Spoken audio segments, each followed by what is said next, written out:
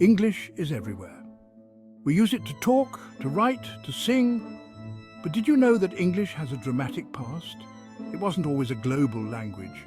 Wars and invasions played a big part in shaping the English we speak today. Imagine a time when England sounded very different. Before English, there were other languages spoken here, but wars and conquests changed everything. New words and phrases entered the language, making it richer and more diverse. Just like people, languages change over time. Wars, with their big movements of people and ideas, have a powerful effect on language. They can lead to the adoption of new words, changes in pronunciation, and even the birth of new dialects. Understanding how wars shaped English is like solving a puzzle. It helps us appreciate the language's complexity and its journey through history. So, let's embark on this journey and uncover the fascinating story of English, a language forged in the crucible of conflict. One of the most important events in English history was the Norman Conquest in 1066. William the Conqueror, a duke from Normandy in France, invaded England and defeated the English king.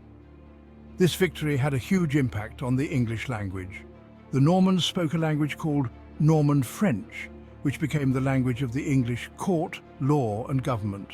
English, the language of the common people, didn't disappear, but it changed a lot because of the influence of French. Many French words entered the English language during this time. Words like army, battle, victory and peace all come from French. The way English people pronounced some words also changed.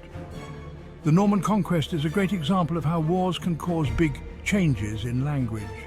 It led to the adoption of new vocabulary and influenced the way English sounded. The mixing of English and French created a richer and more expressive language.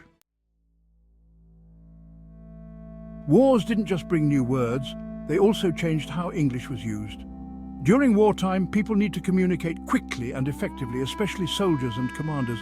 Imagine soldiers on a battlefield. They need short, clear commands. Attack, retreat, fire! This need for clear communication in dangerous situations led to the development of military slang and jargon. For example, the word tank originally referred to a military vehicle. But during World War I, it became a common term. The wars of the 20th century, with their global scale, also had a significant impact on English. Words like radar, sonar and jet all came from military technology. Wars often lead to the development of new technologies and strategies, and these innovations are often accompanied by new terminology. These words then filter into everyday language, changing the way we speak and write. Section 4, From Empire to Global Language, War's Lasting Impact. As England grew into a powerful empire, English spread around the world. Through colonization and trade, English reached new lands and people, but war also played its part. During World War II, American soldiers were stationed in many countries. They brought with them their culture, their music, and their language. This exposure to American English had a profound impact on other languages and cultures. After the war, the United States emerged as a global superpower. American English, through media like movies, music and television, became dominant worldwide. The spread of English wasn't always peaceful, but it's important to understand how historical events shaped the language's global reach. Today, English is a language of international communication, connecting people from all corners of the globe.